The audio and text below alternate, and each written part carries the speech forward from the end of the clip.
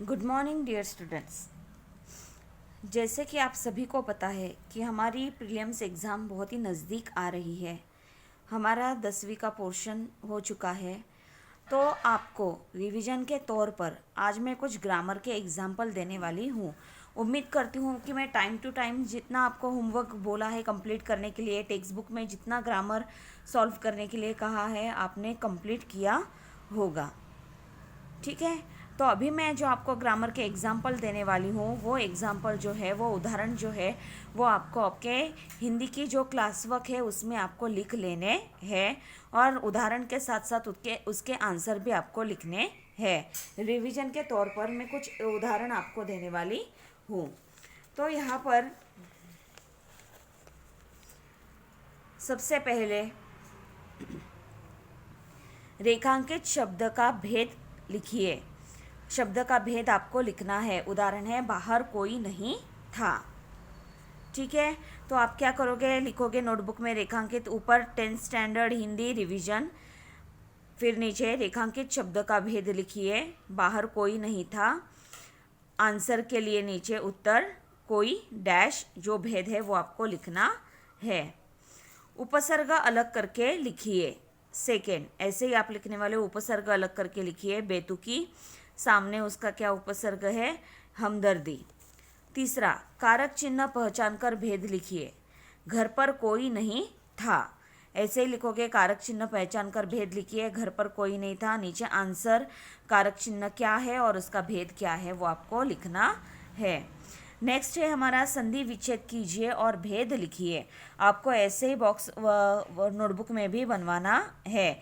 यहाँ पर शब्द दिया गया है, संधि शब्द और संधि भेद आपको बनवाने हैं। पहला शब्द है सज्जन, दूसरा शब्द है नमस्ते।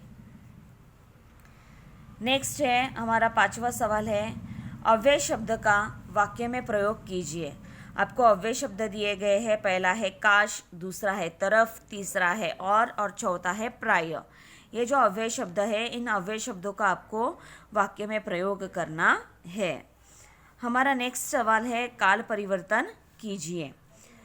अली घर से बाहर चला जाता है, सामान्य भूतकाल। आप क्या करोगे, हेडिंग दोगे, काल परिवर्तन कीजिए, अली घर से बाहर चला जाता है, सामान्य भूतकाल, और नीचे के लाइन में उसका आंसर क्या है वो आप लिखने वाले हो। इसी तरह ये नीचे के जो एग्जाम्पल है उनका भी आप आंसर लिखने वाले हो। दूसरा है उदाहरण हमारा, आराम हराम हो जाता है, पूर्ण वर्तमान काल।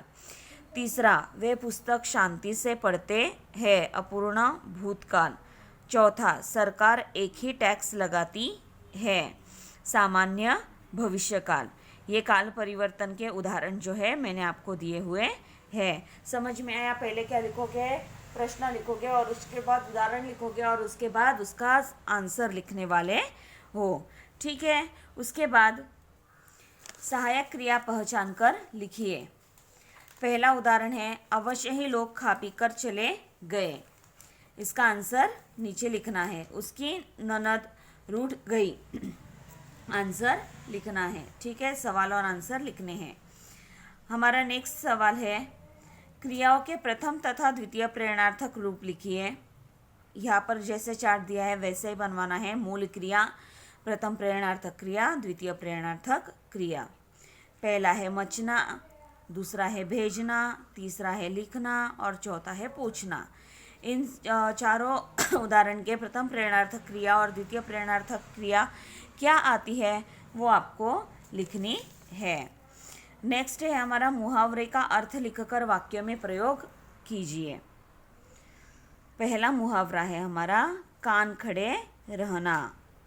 अभी आप क्या करोगे, कान खड़े रहना लिखोगे, उसके सामने उसका अर्थ, उस मुहावरे का अर्थ क्या है वो आप लिखने वाले हो और नीचे उसका वाक्य में प्रयोग करने वाले हो।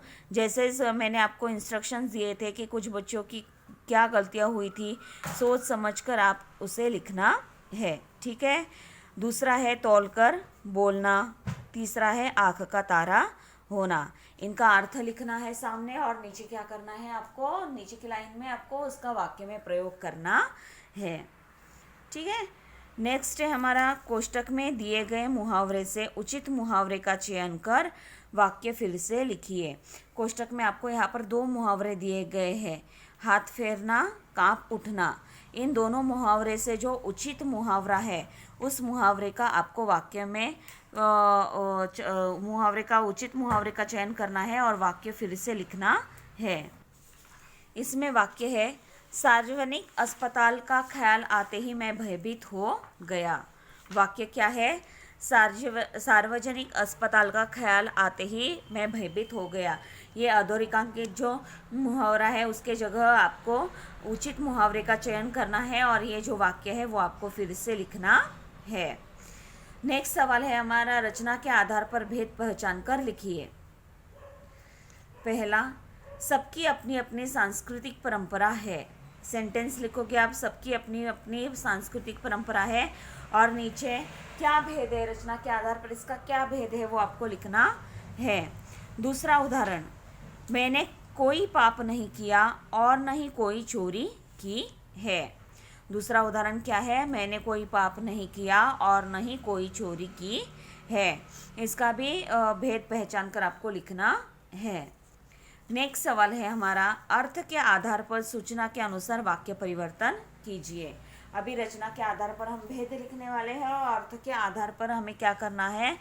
सूचना के अनुसार वाक्य परिवर्तन हमें यहाँ पर करना है। पहला एग्जाम्पल है हमारा, अब राजप्रथा मिट गई, आज्ञार्थक वाक्य। ऐसा लिखकर आपको क्या करना है? नीचे उसका आंसर लिखना है। मैं फिर से एक बार दोहरा रही हूँ, सूचना जो दी गई है वो सवाल, उदाहरण यानी उदाहरण और उसका उत्तर, ऐसे आपको लिखना है। ठीक है। सेकंड है हमारा, क्या उस गली में पेड़ भी है, निषेधार्थक वाक्य आपको यहाँ पर बनवाना है। नेक्स्ट है हमारा, उचित विराम चिन्हों का प्रयोग करके वाक्य फिर से लिखिए।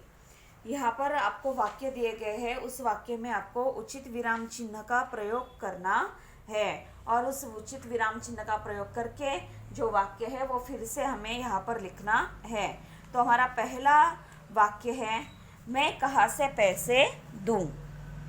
यहाँ पर कौन सा उचित विराम चिन्ह लगेगा वो ठीक से सोचकर, सही सोचकर आपको उस उचित विराम चिन्ह का वाक्य में प्रयोग करके वाक्य फिर से लिखना है। सेकंड, नहीं कोई आदर्श नहीं, यहाँ पर भी आपको उचित विराम चिन्ह लगाकर वाक्य फिर से लिखना है। नेक्स्ट है हमारा, वाक्य शुद्ध करके फिर से लिखिए। क्रोध से उसकी नेत्र लाल हो गए। ठीक है, क्रोध से उसकी नेत्र लाल हो गए। दूसरा है, तख्त के रखे जाने का आवाज़ आता है। यहाँ पर उचित वाक्य शुद्ध करके आपको जो वाक्य है वो फिर से लिखना है। यहाँ तक जो है मैंने आपको ग्रामर दिया है रिवीजन के लिए। ये जो सारा ग्रामर है आपको क्या करना है, आपकी जो हिंदी की क्लास वर्क है उसमें लिख लेना है। ठीक है, यानी क्या हो जाएगी, आपकी ग्रामर की थोड़ी बहुत रिवीजन इससे होने में मदद हो जाएगी। इसलिए सारे एग्जाम्पल आप क्या करो, हिंदी क्लास वर्क में लिखो और उसके आंसर भी उसके साथ ही साथ आप लिख दो। इसके बाद हम जाएंगे उपयोजित लेखन की ओर, उपयोजित लेखन की ओर बढ़ेंगे। यहाँ पर मैंने आपको एक वृत्तांत दिया है।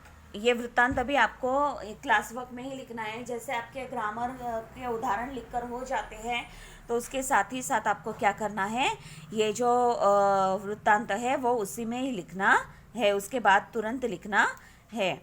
विषय है, आपके स्कूल में मनाए गए वार्षिक पुरस्कार वितरण दिवस का वृत्तांत लिखिए। अपने स्कूल में मनाए गए वार्षिक पुरस्कार वितरण दिवस का वृत्तांत लिखिए। वार्षिक पुरस्कार वितरण, स्थल, काल, घटना, यहाँ पर मैंने आपको पॉइंट्स दिए हैं। ठीक है, तो ये जो वृत्तांत है वो आपको लिखना है। उसके साथ ही साथ वृत्तांत के साथ साथ मैंने आपको एक विज्ञापन का टॉपिक भी दिया है।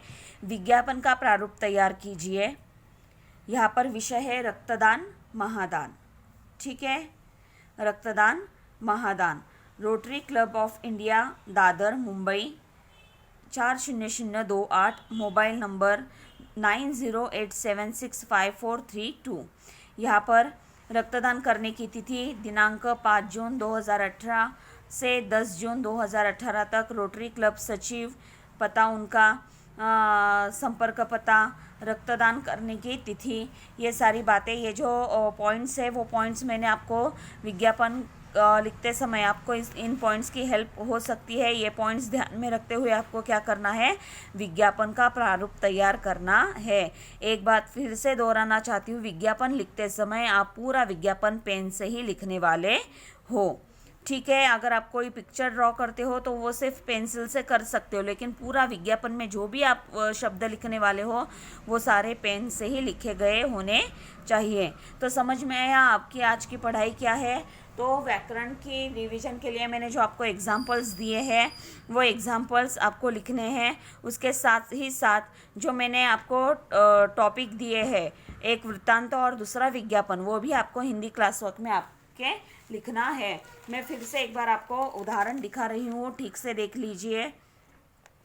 शब्द भेद, उपसर्ग अलग करके लिखिए, कारक चिन्ह पहचान कर भेद लिखिए, संधि विच्छेद कीजिए और भेद लिखिए, अव्यय शब्द का वाक्य में प्रयोग कीजिए, काल परिवर्तन कीजिए कि 4 एग्जाम्पल्स यहाँ पर मैंने आपको दिए हैं।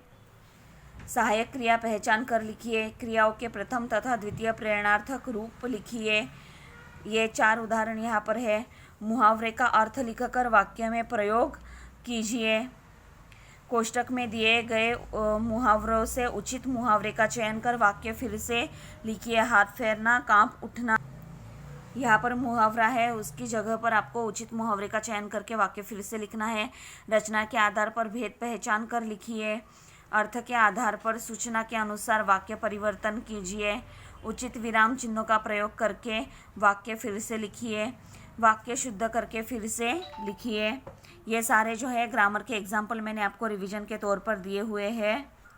उसके साथ ही साथ वृत्तांत का मैंने आपको टॉपिक दिया है, अपने स्कूल में मनाए गए वार्षिक पुरस्कार वितरण दिवस का वृत्तांत लिखना है। ये सारी बातें आप किस में लिखने वाले हो, आपकी हिंदी क्लास वर्क में लिखने वाले हो। उसके बाद विज्ञापन का प्रारूप तैयार करने के लिए टॉपिक दिया है रक्तदान, महादान। इसके जो मुद्दे हैं वो यहाँ पर दिए गए हैं, उनके आधार पर आपको क्या करना है, विज्ञापन बनवाना है। तो यहाँ पर जो है आपको ग्रामर और उपयोजित लेखन की रिवीजन मैंने दी है।